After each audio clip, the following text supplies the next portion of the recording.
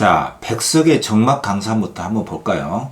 백석이라는 시인, 참 외로움과 고독의 시인의 대명사입니다. 정막강산에 와서 느낀 그 지독한 외로움과 단절감, 고립감을 굉장히 생생하게 표현을 해놨거든요. 2011년 9월 평가원에도 한번 출제가 됐었기 때문에 1년부터 간단하게 한번 살펴보겠습니다.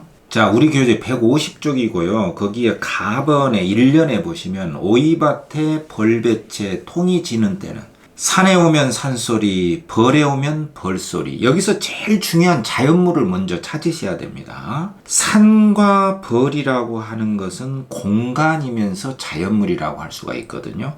산에 오면 산이 공간이죠. 벌은 위 하는 비, 벌이 아니라 벌판, 들판이거든요. 들판이라는 공간에 화자가 와 있다. 그리고 때는 바야흐로 오이밭에 벌배채는 들판에 배추가 익어가는 때입니다. 때가 나왔으니까 시간이 나왔단 말이에요. 계절적 배경이 나왔잖아요. 들판에 배추가 속이 익어가는 때이기 때문에 가을이라고 봐야 됩니다. 가을에 이제 배추 속이 실하게 익어가는 때거든요. 오이밭도 있고, 오이밭도 공간입니다. 그리고 벌배채는 들판에 배추라고 그랬죠. 통이 지는 때다, 속이 익어가는 때다. 늦가을 정도라고 생각할 수가 있습니다. 이러한 가을에, 배추의 속이 익어가는 가을에 화자는 어디에 옵니까? 산에 왔어. 그리고 벌판에 왔어요. 거기서 들려오는, 산에서 들려오는 소리가 있고, 또 벌판에 오니까 벌판에서 들려오는 소리가 있어요. 그러니까 1년부터 이 시는 청각적 이미지를 굉장히 생생하고 구체적으로, 감각적으로, 적극적으로 부각을 시키고 있잖아요. 화자는 산에도 오고 들판에도 갑니다. 배추의 속이 익어가는 것을 보게 되죠. 그리고 2연에는 다시 구체적으로 산에 오면 큰 솔밭에 뻐꾸기 소리도 들리고 잔솔밭에 덜거기 소리도 들리거든. 덜거기라고 하는 것은 뻐꾸기하고 대응되는 소재로 볼 수가 있겠는데 꿩을 말해요. 수컷 꿩을 말합니다. 그러니까 산에 오면 큰 솔밭에서는 뻐꾸기 소리가 들리죠. 또 잔솔밭에는 꿩들이 날아가는 어떤 소리가 들립니다. 그리고 또 3년에 벌로 오면 했으니까 다시 벌판으로 왔습니다. 거기 벌판에 와보니까 논두렁에 물닭의 소리가 들리고 갈밭에 갈새 소리가 들립니다. 그러니까 이 화자가 산에 와서 벌판에 와서 보게 된 것들도 많고 시각적인 대상도 많잖아요. 소리가 특히 많습니다. 뻐꾸기 소리, 이연에 숫꿩의 소리, 덜거기 소리도 있고 또 벌판에 오니까 3년에 논두렁이라는 공간이 나오잖아요. 그러니까 이 논두렁 자체는 시각이거든요. 여기에서 들려오는 물닭의 소리가 있어. 그리고 갈밭에는 갈새의 소리들이 있어요. 이렇게 온갖 종류의 자연 속에 와서 자연물들을 생생하게 보고 듣고 있습니다. 화자는. 그리고 사연에 와서는 급기야 산에 와서 벌판에 와서 화자가 보고 듣고 그런 것들을 보고 듣고 하면서 화자의 내면에 어떤 정서가 형성되고 있는가를 매우 집약적으로 보여주고 있거든요. 여러분들 시험에 나오면은 사연을 출제를 하겠죠. 당연히 사연을 조심해야 됩니다. 읽어보면 산으로 오면 산이 들썩들썩 산소리 속에 나는 홀로 있고 그 다음에 벌판으로 오면 들판에 왔죠. 벌판도 들썩들썩 벌판 소리 속에 나는 홀로 있다. 여기서 중요한 것은 나 홀로입니다. 나는 홀로 있다. 이 홀로가 나오면은 고죠. 외로울 코, 홀로독. 이른바 고독, 단절, 고립이죠. 제목이 정막강산이잖아요. 아주 고적하고 고독하고 그러한 자연 환경 속에 화자인 나는 홀로 있다. 여기서 중요한 게 나 홀로입니다. 나 홀로. 결국에 외적인 자연물들을 통해서 화자의 정서가 부각되는 바로 그 핵심 정서가 무엇인가? 홀로입니다. 근데 자연 대상들은 어때요? 산으로 오니까 벌판으로 오니까 산은 들썩거리고 벌판도 들썩거려요. 막 들어 올리고 움직이는 듯한 모양이거든요. 들썩거리는 모양입니다. 그러니까 굉장히 시각적이죠. 그러니까 살아있는 느낌을 느끼는 것이죠. 산으로 오니까 산도 들썩들썩, 벌판으로 오니까 벌판이 죽은 게 아니라 들썩들썩거리고 거기서 물닭의 소리도 들리고 덜거기 소리, 꿩의 소리도 들리고 뻐꾸기 소리도 들리고 산에는 산소리, 벌판의 소리, 거기에다가 이런 소리뿐만 아니라 산도 들썩, 벌판도 들썩들썩 막 살아 움직이고 생동감이 있고 생명력이 있단 말이에요. 구체적이니까 생동감이 있고요. 아주 살아있는 듯한 정말 산 것처럼 느끼는 생명력이 있다. 이러한 자연물들은, 자연 속의 자연물들은 거기에 비해서 나는 어떤가? 이 외적인 세계에 비해서 화자라고 하는 이 자는 어떤가? 여기서 화자가 느끼는 것은 뭐예요? 외적인 대상물들과의 조화, 감정이입 이런 게 아니라 나하고는 별개의 세계구나. 이런 대비되고 대조되는 고립감을 느끼게 됩니다. 이게 중요한 정서예요. 자연은 저렇게 살아있는데 외적인 세계는 저렇게 구체적이고 생명력 있게 살아있는 것처럼 움직이는데 나는 왜 홀로인가? 윤동주의 바람이 부르는 시에도 나오잖아요. 강물은 흐르는데, 그렇죠? 바람은 부는데 모든 것은 움직이는데 나는 왜 언덕 위에 반석 위에 나는 나아가지 못하고 서 있는가? 외적 세계 환경과의 대비된 상태에서 화자가 느끼는 고독감, 단절감, 정체된 듯한 느낌. 바로 이 고립감은 하나의 그 시적 근원이 됩니다. 백석이 그 고독과 외로움의 시인으로 불리는 이유가 여기에 있죠. 어쨌든 홀로라고 하는 것은 실존적인 내던져진 상태에서 느끼는 하나의 그 지독한 밑바닥에 있는 근원적인 단절감이라고 볼 수가 있겠죠. 자연에 와서도 그 고립과 단절감을 유독히 더 강하게 진하게 느끼고 있는 순간이다. 이렇게 볼 수가 있잖아요. 그러니까 여기에 가번의 원문자로 돼 있는 화자와 대상과의 관계가 뭐냐? 대상은 산과 벌이죠. 들썩거리죠. 움직이죠. 그러나 화자는 고립돼 있다. 여기서 외적 대상으로서의 자연물과 화자와의 관계는 대비와 대조적인 관계로 외적 대상과 화자의 관계는 설정이 되어 있다. 화자와의 관계는 대비 대조다. 이것을 놓치면 안 됩니다. 그리고 마지막에 오연의 정주동림 90여 길 긴긴 하룻길에 오랜 길의 여정을 가고 있다. 긴긴 하룻길에 산에 오면 산소리가 나오고 벌판에 오면 벌판의 소리가 들리는데 정막강산에 나는 있노라. 여기에 아주 담담하게 시를 끝맺고 있잖아요. 정막강산에 나는 있다. 어떻게 있는가? 이게 중요한 거죠.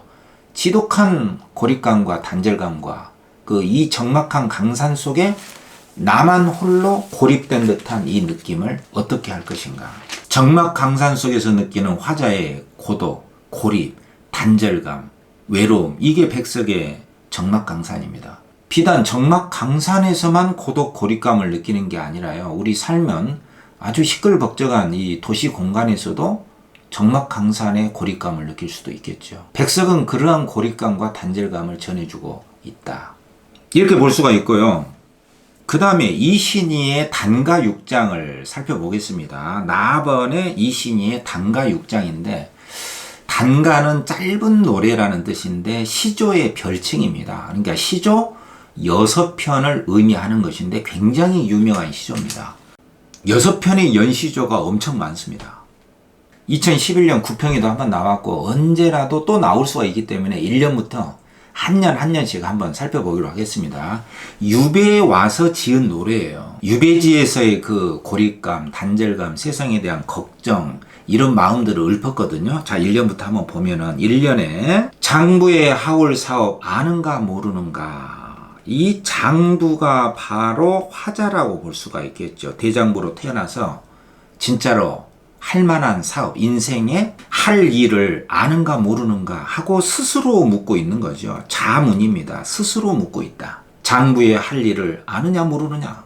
이렇게 묻고 있는 거죠. 그것은 효제충신 밖에 할 일이 또 있는가? 효제충신은 유교적 이념이 있잖아요. 효도하고 쟤는 형제간에 우애 있게 살고 그 다음에 신하로서 임금에게 충성하고 그 다음에 친구, 형제, 가족들 간에도 믿음성 있게 신뢰성 있게 살아라. 인간의 도리를 말하는 것입니다. 근데 이런 것은 자연물이 아니에요, 여러분들. 자연물은 구체적이고 감각적이잖아요. 이런 거 자연물 아닙니다. 그러니까 해달, 별, 나무, 벌판, 아까 나왔던 뭐 산, 이런 것들이 나와야 돼요. 이것은 관념이에요. 그러니까 유교적인 이념은 인위적인 것이고 이렇게 살아라. 이렇게 규범적인 것이기 때문에 자연이 아닙니다. 자연은 만들지 않은 것이잖아요. 자연입니다. 근데 이것은 관념적인 것이고 인위적인 것이고 규범적이고 이데올로기입니다. 그 시대를 지배했던 하나의 견고한 이념이라고 할 수가 있겠죠. 그래서 화자는 1년부터 이렇게 이야기를 합니다. 유교적 이념에 사로잡힌 화자라고 볼 수가 있겠죠. 장구의 할 일은 뭐냐? 효제 중심밖에 할 일이 또 있느냐? 이렇게 알면서 물어봤단 말이에요. 그러니까 알면서 물어봤기 때문에 일부러 의문을 설정했다. 이른바 설정했다. 의문을 일부러 묻다. 이게 바로 그 유명한 서리법이잖아요. 그래서 앞에서 자기가 묻고요. 장구의 할 일이 뭐지? 효제 중심밖에 또 있냐? 이렇게 자기가 답변을 했어요. 자기가 묻고 자기가 답변을 함으로써 유교적 이념에 충실한 삶을 살고야 말겠다라고 하는 화자의 의지를 보여주고 있는 거죠. 그리고 마지막 년에 어주버, 오호라, 인도는 인간의 도리를 말해요. 인간이 해야 할 일, 굉장히 당위론적이고 규범적인 인간의 일, 인간의 도리에 할 일이 다만 이것인가, 이것뿐인가 하노라. 이것이라는 게 효제 충신을 말하는 거죠. 그러니까 유교적 이념을 강조하고 있다. 여기에는 자연물이 없어요. 그러니까 구체적이다, 감각적이다, 생동감이다 이런 말을 할 수가 없습니다. 그 다음에 이연, 남산에 많던 소나무. 여기서 이제 제일 중요한 게 소나무가 되겠죠. 자연물을 먼저 찾아야 돼요. 물론 제일 처음에 나온 건 남산이라는 공간이 나왔죠. 남산에 소나무 그렇게 많았는데 어디로 갔느냐. 그러니까 소나무라는 자연물을 통해서 구체적인 남산 공간을 설정해서 뭔가 화자의 정서를 드러내려고 했겠죠? 소나무는 뭐냐? 바로 있는 그대로 읽어주면 됩니다. 남산에 많던 것인데 어디로 가버린 것이죠.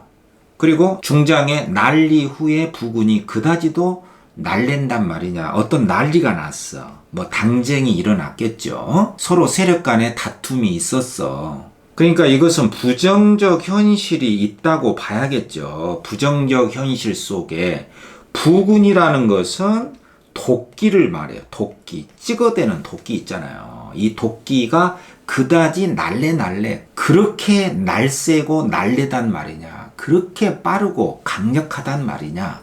여기에 이제 의문형을 통해서 한탄의 마음을 쓴 거죠. 그 심각한 난리 중에 도끼로 쳐버렸다 이거죠. 뭘? 이 앞에 초장하고 연결시키자면 소나무를 쳤겠죠. 그래서 마지막 종장에 두어라, 오호라. 우로 곧 깊으면, 우로는 비우 이슬로거든. 그러니까 이것은 하나의 생명적인 것이다. 비우 이슬로. 그러니까 비와 이슬이라고 하는 것인데 이게 바로 이제 자연물이단 말이에요. 이것은 어떤 역할을 하죠? 이것이 깊으면, 그러니까 비와 이슬이 많으면 다시 볼까 하노라. 다시 본다. 뭘 볼까요? 그것은 다시 초장, 중장, 종장과의 유기적 연관성 아래서 의미를 구성해내야 되거든요. 제일 큰 사건은 남산에 많던 소나무가 어디로 가버렸어요. 그 이유는 날 이후에 도끼가 날래게 찍었을 것이다.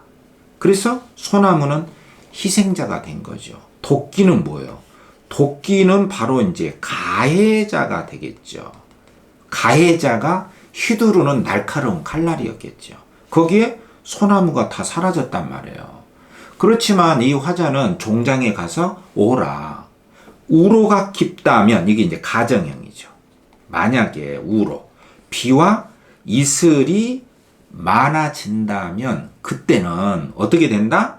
남산에 많던 그 소나무를 다시 한번 볼까라고 하는 기대감과 희망을 포기하지 않고 있는 거죠. 그러니까 이어는 뭔가 이 자연물들을 통해서 그 부정적 현실 속에 희생이 돼버린 소나무를 다시 한번 보고자 하는 기대와 희망감을 보여주고 있다. 굉장히 우의적으로 자연물들을 통해서 빗대어서 다시 말해서 비유적으로 새로운 희망과 소망과 기대감을 보여주고 있다. 그렇게 볼 수 있겠죠? 그러니까 여기서 소나무라고 하는 것은 희생자인데 뭔가 도끼에 의해서 난리에 의해서 희생이 되어버린 자인데 있어야 할 것, 살아와야 할 긍정적인 대상이고요. 도끼라고 하는 것은 무참히도 인재와 같은 충신과 같은 이 희생자들을 희생을 시켰던 부정적인 대상이 되겠죠. 그리고 이것을 다시 볼까 하는 희망과 기대감을 보여주고 있고 그 희망을 실현시켜 줄 수 있는 바로 그것이 뭐냐? 우로다. 그럼 시험 문제는 뭐가 나올까? 우로가 나오겠죠. 우로의 의미는 무엇인가? 우로는 소나무에 생명력을 부여해 줄 수 있는 대상이다. 다시 살아나게 해줄 수 있는 대상이다. 이거 조심해야 됩니다. 생명력을 부여한다는 거 굉장히 중요한 역할이에요. 그게 바로 우로다 이거죠. 그래서 이러한 소나무라든가 우로라든가 이런 자연물들을 통해서 화자의 미래에 대한 소망과 기대의식을 보여주고 있다. 이것을 놓치면 안 됩니다. 그 다음에 3장의 단가 6장 3장의 초장에는 창밖에 새우 오고 창밖 공간이죠. 새우는 가느다랄 새 비우니까 가느다란 비니까 가랑비가 되겠죠. 이게 자연물이에요. 이 자연물을 통해 구체적인 공간을 설정하여 결국에는 화자의 정서로 연결이 되겠죠. 그리고 뜰가에 제비가 날아가니 제비라는 자연물도 나오네요. 제비가 뭐냐? 라고 물으신다면 뜰가에 날아다니는 것이고 새우가 뭐냐? 창밖에 오는 것이다. 하나의 경치죠. 선경, 먼저 경치를 설정을 했고 그 다음에 이제 쫙 화자의 정서가 나오겠죠. 중장, 적객의 회포는 무슨 일로 끝이 없어. 적객은 유배자를 말하거든요. 그러니까 유배적자입니다. 이게 유배적자 나그네 객이기 때문에 유배하러 온 나그네 유배자예요. 유배자. 그러니까 지금 이 사람은 이 화자는 유배된 사람이에요. 뭔가 난리가 났어. 뭔가 당쟁에 희생이 됐다거나 그래서 유배가 된 거예요. 화자는 적객입니다. 적객은 알아야 돼요. 이 단어는 유배자의 회포는 마음이거든. 유배자가 느끼는 마음, 감에 유배자의 느낌은 어떨까요? 굉장히 쓸쓸하고 처참하고 암담하겠죠. 그때 제비는 저렇게 날아다니는 것이에요. 창밖에는 새우가 오고, 그죠? 그리고 종장에 저 제비는 초장에 나왔던 제비죠. 비비, 제비, 비비. 이게 날비자거든. 날비자.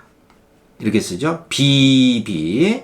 BBQ가 아닙니다. 제비가 날고 난다. 시각적 이미지죠. 그것을 보고 화자는 한숨을 쉬는 거죠. 이 잘 보세요. 바깥에 있는 이 자연물, 이것은 하나의 화자로 보면은 바깥 세계의 환경입니다. 화자가 본 대상은 무엇인가? 제비다. 제비는 뜰가에 날아다니고 또 창밖에 새우가 오는 배경 속에서 유배자인 화자의 마음은 끝이 없다. 그리고 저 제비는 급기야 저렇게 날고 나는데 외적인 대상으로서의 세계는 저렇게 훨훨 날아다니는데 나는 계속 한숨만 나오고 있는 상황이잖아요. 그러니까 여기서 외적 세계와 자아와의 관계는 어떻게 됐다? 일치되고 조화로운 관계가 아니라 괴리되고 불일치되고 불협화음의 관계죠. 그러니까 여기서 뭐가 나오냐면은 고뇌가 나오고요. 번뇌가 나오고 번민이 나오고 내적 갈등이 심화가 되는 거예요. 그래서 외적 세계와 화자와의 관계, 그렇죠. 자연물과 화자와의 관계는 대비의 관계로 설정이 돼 있다. 이것을 여러분들이 잘 보셔야 됩니다. 제비인 너는 날고 나의 한숨은 깊어만 간다. 네가 날아갈수록 나의 한숨은 커져만 간다. 그 다음에 이신이의 단가 6장 4장 초장에 적객에게 벗이 없어 공양의 제비로다. 적객은 아까 말했지만 유배자입니다. 유배자에게 지금 친구가 하나도 없잖아요. 외롭잖아요. 유일한 친구가 뭐냐? 공양은 대들보야. 대들보에 있는 제비가 유일한 나의 친구다. 종일 하는 말이 무슨 사살 하는가? 제비가 무슨 말을 계속 하는 것 같아. 의인화한 거죠. 어즈버 오호라 내 풀어낸 시름은 널로만 하노라. 이게 굉장히 중요한 말입니다. 한번 써보겠습니다. 내 풀어낸 시름은 널로만 하노라. 이게 무슨 말이죠? 그러니까 내가 화자죠. 화자가 풀어냈다. 이게 서술어죠. 프레디케이트 서술어. 풀어냈다. 뭘 이렇게 수식을 받는 말이 목적어란 말이에요. 걱정 근심을 풀어줬다. 그 걱정 근심을 풀어준 게 누구냐? 너만이로다. 너 제비죠? 제비 너만이 나의 걱정 근심을 풀어준다. 제비야 감사. 너는 나의 삶의 조력자, 그리고 나를 도와주는 대상이고 고마운 대상이니까 친화의 대상이다. 그러니까 앞에 나온 3장의 제비는 화자의 외로움과 한숨을 더 깊게 만드는 화자와 대비되는 제비고요. 3장의 제비하고 다르죠. 이게 조심해야 됩니다. 그러니까 모든 시어는 고정되어 있지 않습니다. 그때그때 달라요. 맥락에 따라 다르잖아요. 3장의 제비는 끝없이 날아다니면서 내 한숨을 깊게 만드는 화자와 대비되는 자연물이고, 4장의 제비는 나에게 친구가 하나도 없는데 제비가 종일토록 무슨 말을 하면서 나의 걱정 근심을 풀어준단 말이야. 그 걱정 근심을 풀어주는 게 너만이야. 널로만. 너만이 오로지 only 유일 단독 조건이야. 제비인 너만이 의인화했죠. 나의 걱정 근심을 풀어준다. 내 풀어낸 시름은 널로만 하노라. 이 구절을 여러분들 잘 보셔야 됩니다. 굉장히 중요하죠? 그 다음에 5장 단가신이. 자, 초장에 보면 인간의 유정한 벗이 명월밖에 또 있는가? 명월은 달이잖아요. 그러니까 달은 바로 앞에 있는 그대로 유정한 벗입니다. 이렇게 친한 친구는 없다. 그러니까 화자와 명월과의 관계는 친화적 관계, 대립적 관계가 아니죠. 천리를 멀다고 안이 여기고 간대마다 따라온다. 누가? 명월이. 명월을 의인화한 거죠. 간대마다 나를 따라온다. 정다운 나의 친구다. 어즈버 반가운 옛벗이 다만 너인가 하노라. 낸가 하노라. 너인가 하노라. 너가 바로 명월이죠. 명월을 의인화한 거예요. 반갑다. 반가. 명월. 좋아. 명월 좋아. 단순히 이거고요. 화자와 자연물과의 관계는 친화적 관계. 그 다음에 단가 6장의 마지막 6장을 보겠습니다. 6장의 초장 설월의 매화를 보려고 잔을 잡고 창을 여니, 설월은 눈설 달월. 그러니까 눈이 있고 달이 비친다. 또는 달이 비치고 눈이 왔다. 그 속에 매화를 보려고 화자가 보고 싶은 대상이에요. 추위 속에서도 피는 꽃이 매화 아닙니까? 그 검은 죽은 듯한 그 나뭇가지 속에서 하얀 매화가 핍니다. 그 매화를 보려고 잔을 잡고 창을 여니 화자의 행위가 드러나 있죠. 이것은 단순한 경치가 아닙니다. 그러니까 성경 후정이라고 하면 안 돼. 성경 후정이 아닙니다. 아예 화자의 행위가 나왔기 때문에 초장부터. 그리고 중장에 섞인 꽃 여윈 속에, 그 섞여 있는 꽃 속에 잦아 있는 게 향기다. 무슨 향기일까? 바로 이것은 매화의 향기겠죠. 후각적 이미지. 그러니까 매화, 시각, 향기, 후각, 복합 감각이죠. 공감각은 아니고 다양한 감각적 이미지를 통해서 구체적으로 생동감 있게 드러나고 있다. 매화의 향기가 쫙 풍겨 나오는 것이에요. 그리고 이제 종장에 할 말을 딱 하죠. 종장이 주제입니다. 어즈버, 오호라, 호접은 버터플라이, 나비입니다. 나비가 매화에게 이 향기가 있다는 것을 알면 이 향기는 매화의 향기죠. 그러니까 이 나비가 매화에 이 추위 속에서도 은은하게 풍겨오는 이 놀라운 향기가 있다는 것을 알면은 애가 끊어질 것이다. 애는 창자거든요. 창자가 끊어진다는 것은 마음이 아플 것이다. 아, 얼마나 마음이 아플까? 왜냐하면 호접은 매화의 향기가 있다는 것을 몰랐다 이겁니다. 그런데 나비가 늦게나마 이 추위 속에서도 피는 매화에게 그윽한 향기가 있다면 너무나 가슴 아파할 거야. 이것이 바로 유배지에서 유배당한 화자가 쓴 것이기 때문에 역시 뭔가 이 자연물들 속에다가 우의적으로 빗대어 중에 하나가 비유적인 표현법이거든요.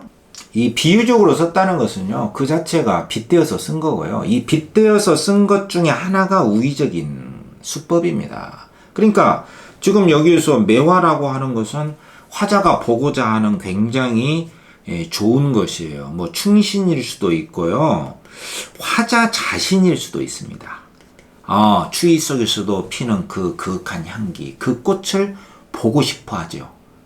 근데 가봤더니 향기까지 있어. 근데 나비는 이 매화에 향기가 있다는 것을 몰랐다는 거 아니에요? 안다면은 나중에 얼마나 가슴 아플까? 이게 바로 매화가 충신이라고 하면은 이 충신의 존재를 몰랐다면은 가슴 아파할 바로 그 사람이 누구야? 바로 이 호저, 버터플라이, 나비가 바로 충신의 존재를 까마득하게 모르고 나중에 가슴을 칠 나라를 다스리는 바로 그분이죠. 임금. 바로 님이 되겠죠.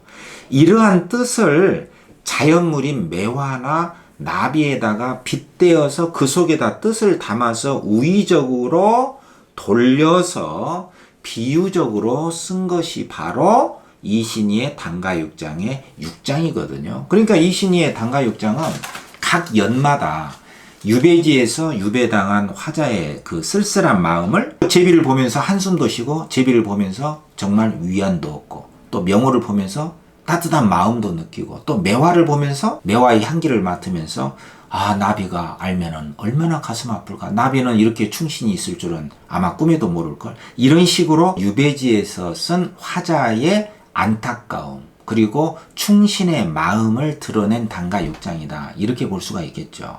자, 그렇기 때문에 151쪽의 문제를 이제 한번 풀어보면 1번에 가와 나의 공통점으로 가장 적절한 거 뭐냐. 그러니까 그 작품을 지배하고 있는 가장 큰 특징을 찾아야 됩니다. 1번을 보면 자연물과의 관계를 통해 화자의 현재 상황을 제시한다 했단 말이에요. 근데 여러분들 생각해 보세요.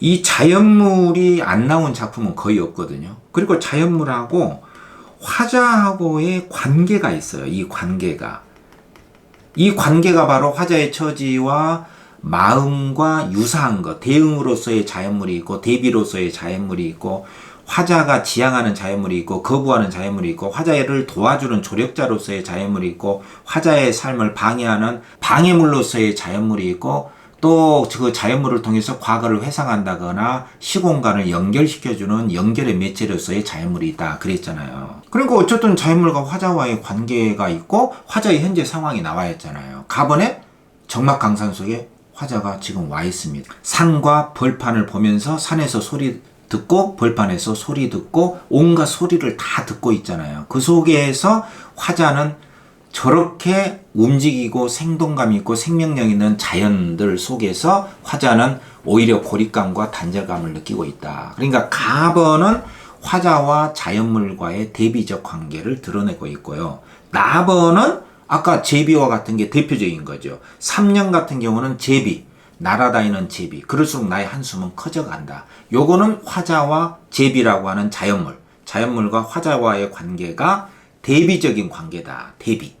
특히 3장 같은 것에서 확인할 수 있었잖아요. 4장은 다르죠. 4장은 제비는 정말 나의 시름을 풀어주는 조력자로서의 제비니까 같은 제비가 아니죠. 그러니까 3장의 제비와 화자는 대비적인 관계를 설정하고 있고 4장에서 화자와 제비라는 자연물과의 관계는 이 자연물인 제비가 화자를 근심을 풀어주고 있으니까 조력자로서의 제비의 기능을 하고 있다. 이렇게 볼 수가 있는 거죠.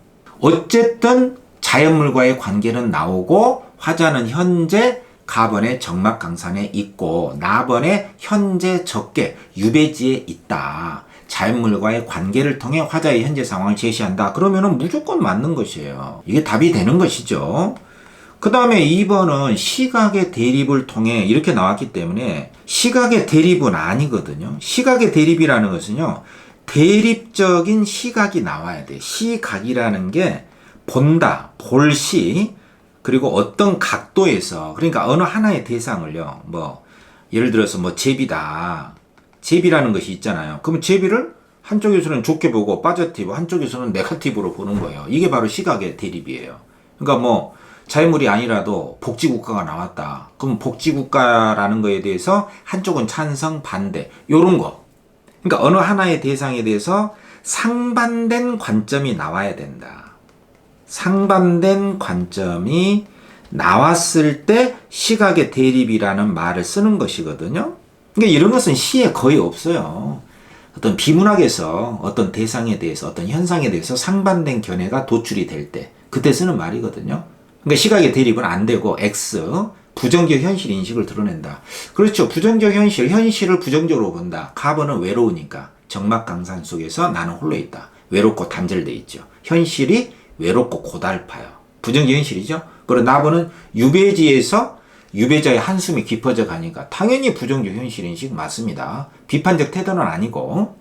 그 다음에 선지 3번은 역동적 이미지를 활용하여 생동감 있게 생동감을 자아낸다. 생동감은 구체적인 자연물이 있으니까 다 맞고요. 역동적 이미지라고 하는 것은 움직임인데 움직임이 없는 것은 아니거든요. 예를 들어서 가번에 1, 2, 3, 4연에 보면 들썩거린다. 들썩거리는 것 자체가 움직이는 모습이거든요. 근데 이 작품이 역동적 이미지로 대표될 수는 없습니다. 들썩 그런 걸 가지고 이 작품이 역동적 이미지가 지배한다. 그렇게 볼 수는 없기 때문에. 그리고 나번에도 역동적 이미지가 없는 건 아니에요. 예를 들어서 3년 같은 데 보면 제비가 날아간다고 그랬잖아요. 난다는 것은 움직임이잖아요. 다이내믹한 움직임인데 이렇게 짜잘한 역동적 이미지가 있기 때문에 이런 것은 조금 문제가 될 수가 있어요. 이게 이제 6평, 9평인데 기출문제는 이렇게 자그만한 것이지만 진짜 작품 전체를 지배하는 게 아니고 아주 짜잘한 것이긴 하지만 이러한 짜잘한 것이라도 논란이 대상이 될 수 있는 것은 시험에 안 냅니다. 그러니까 기출문제하고 6평, 9평하고는 좀 차이가 있는 게 이런 점 때문에 그렇거든요. 어쨌든 여기에서 3번은 작품 전체의 이미지에서 달리고 뛰고 이렇게 활발한 움직임의 사례가 최소한 2개 이상씩 작품 전체를 지배하고 있지를 않기 때문에 3번을 틀렸다라고 설정을 하고 있지만 기출문제에서는 조그만한 것도 논란거리를 만들지 않기 때문에 이런 것은 1번을 답으로 한다면 3번 같은 것은 절대로 같이 선지로 내놓지 않습니다. 이런 한계가 있다. 이런 점을 우리가 엿볼 수가 있는 것이고요. 6평, 9평은 한계가 좀 있습니다. 그렇기 때문에 6평, 9평 성적하고 기출문제하고 좀 성적 점수가 좀 다르게 나오거든요. 그러니까 속단해서는 안 됩니다. 이런 문제는 어쨌든 3번은 작품 전체적인 이미지로서 역동적 이미지는 없다. 그렇게 이해를 하시면 되겠고요. 그 다음에 4번은 회상 없죠. 과거를 회상한다 이런 거 없고요. 5번에 명암의 대비라고 하는 것은 밝음과 어둠이 나와야 되는데 이런 거 없죠. 그 다음에 2번은 화자와 대상의 관계가 가의 가와 가장 가까운 건 뭐냐. 이게 이제 중요한 문제인데요. 자, 지금 우리가 공부하고 있는 게 자연물과 화자와의 관계가 핵심입니다. 이게 이제 자연물이 어떤 의미를 드러내느냐의 핵심이에요. 화자하고 어떤 관계를 맺고 있느냐, 화자의 어떤 정서를 드러내는데 자연물이 활용이 되고 있느냐.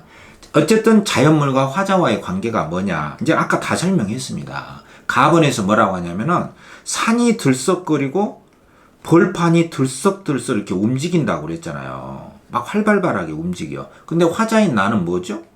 화자인 나는 이 정막 강산 속에서 그냥 완전히 홀로 있는 거예요. 그러니까 이 화자인 자아하고 여기에 이 외적인 대상으로서, 다시 말해서 외적인 현실로서의 산과 들이라고 하는 이 세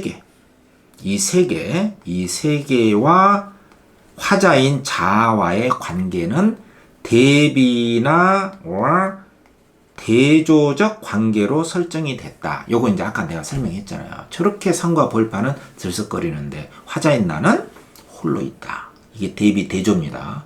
그래서 이러한 대비 대조적인 관점이 있는 것은 단가 6장에 바로 아까 설명했죠. 3장의 제비입니다. 제비는 저렇게 나는데 비비. 나의 한숨은 깊어져 간다. 네가 자유로울수록 유배자인 나는 갇혀있다. 이게 바로 제비와 화자와의 관계가 대비이기 때문에 3장이 답이 되는 것이고요. 1장은 아예 자연물이 없잖아요. 2장은 자연물과 화자의 대비가 없고요. 4장은 제비와 화자와의 관계가 오히려 제비가 화자의 걱정 근심을 풀어주니까 조력자, 그 조력자로서의 친화의 대상이 나와 있는 것이죠. 좋은 문제입니다. 2번에 답이 3번. 좋은 문제고 여러분들이 꼭 기억을 해줘야만 되는 문제. 자, 김동명의 파초를 한번 보겠습니다. 김동명, 파초라는 자연물을 통해서 우리의 겨울을 이겨내자라고 하는 극복의 의지를 드러낸 작품입니다. 이때 파초라고 하는 자연물은 화자가 파초를 돌보는 대상이면서 함께 겨울을 이겨내야 될 하나의 동반자적인 자연물의 의미를 갖고 있거든요. 이 자연물인 파초와 화자와의 관계, 이런 점을 잘 주목을 하시고, 화자는 파초를 보면서 어떤 정서를 느꼈을까, 그리고 파초에 대한 그 반응과 태도를 통해서 화자가 나아가고자 하는 삶은 어떤 것인가, 이게 이제 우리 감상의 주안점이 되겠죠. 파초 1년부터 한번 보죠. 이 파초는 잎이 엄청 넓잖아요. 그 넓은 이파리에 물을 주면서 많은 생각을 하게 됩니다. 1년부터 한번 보면은 1년에 조국을 언제 떠났노, 파초의 꿈은 가련하다, 이렇게 바로 시작을 해요. 제목이 파초기 때문에 파초라고 하는 주어를 설정해서 읽어주면 좋습니다. 주어를 넣어보세요. 파초가 주어입니다. 파초는 조국을 언제 떠났노, 그러니까 조국을 언제 떠난 주체가 파초다 이겁니다. 그 파초의 꿈은 가련하다. 그러니까 이 화자가 파초라는 자연물을 보는 딱 하나의 첫 번째 정서는 가련하다입니다. 가련하다는 것은 어쩌면 애틋하고 또 동정과 연민의 대상으로 보는 것이죠. 크게 보면 파초라는 것을 뭐 찢어버려야겠다, 밟아버려야겠다, 그런 것이 아니라 따뜻한 시선으로 보고 있다. 이 점이 중요한 것이죠. 왜냐하면 파초는 이미 그 조국을 떠나온 하나의 그 실향민일 수가 있거든요. 인간으로 치자면 파초는 동남아시아 쪽에서 온 그 이국의 땅을 건너서 온 식물이다. 그렇기 때문에 화자가 파초를 볼 때마다 그 조국을 향한 그리움이 얼마나 많을까. 근데 조국으로 가지 못하고 있구나. 그래서 파초를 보면 볼수록 가련하다, 이렇게 보는 것이에요. 그리고 이 연에는 남국을 향한 불타는 향수. 남국은 남쪽이죠. 동남아시아 그 더위 쪽에서 온 식물이거든요. 향수는 그리움이죠. 그것이 불타고 있다. 관념을 구체화한 거죠. 향수인 관념을 불타고 있는 모습으로 썼기 때문에 관념을 감각하고 구체화한 겁니다. 항상 조국인 그쪽을 향해서 그리워하고 있다. 의인화한 거죠. 파초를 의인화한 겁니다. 나라를 떠난 존재, 조국을 그리워하는 존재로서 파초를 설정하고 있는 것이죠. 너의 넋은 수녀보다 더욱 외롭구나. 너라고 했어요. 너라고. 파초를 너라고 의인화했습니다. 너무나도 외롭다. 수녀보다도.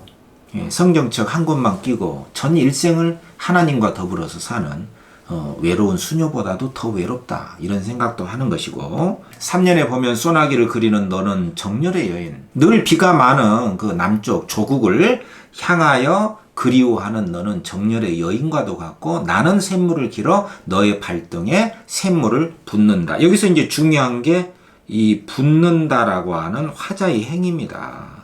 이것은 파초에게 뭐 죽어라 이런 뜻이 아니고 돌봄과 애정의 행위입니다. 생명의 물을 부어주는 것이죠. 샘물은 생명의 물입니다. 죽지 말고 살아라. 너의 조국에서는 소나기가 그렇게 많이 왔을 텐데, 하루에도 몇 번씩 동남아시아에 비가 많이 오잖아요.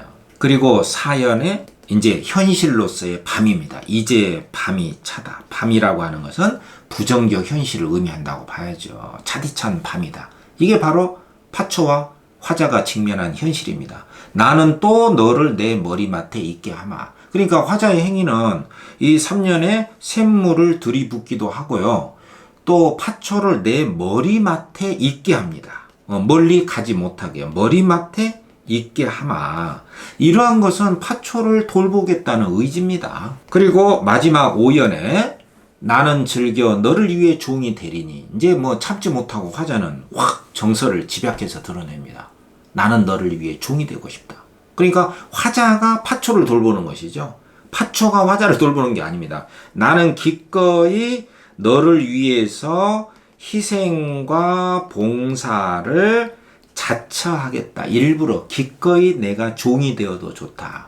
너의 그 드리운 치맛자락으로, 이파리가 굉장히 넓거든요. 여성에 비유했기 때문에, 수녀에 비유했기 때문에 넓은 치맛자락과 같은 너의 그 넓은 이파리, 그것으로 우리의 겨울을 가리우자. 여기서 이제 중요한 게 우리입니다. 우리. 그러니까 우리라고 하는 것은 이 순간에 이 화자하고 파초가 거의 동일시되는 바로 그 시점이에요. 그러니까 파초는 화자인 나하고 별개의 존재가 아니에요. 밤에, 이 어두운 밤의 세월을 보내고 있다는 점은 어쩌면 파초인 너와 나는 같다. 그리고 이 시가 이제 일제치하에 쓰여졌거든요. 그러니까 화자도 또한 조국을 상실한 존재고, 파초도 저 남국에서 조국을 떠난 존재고, 뭔가 화자는 파초를 보면 남같이 느껴지지 않는 것이죠. 조국을 떠났다. 그리고 이 혹독한 어두운 밤의 현실을 살아가고 있다.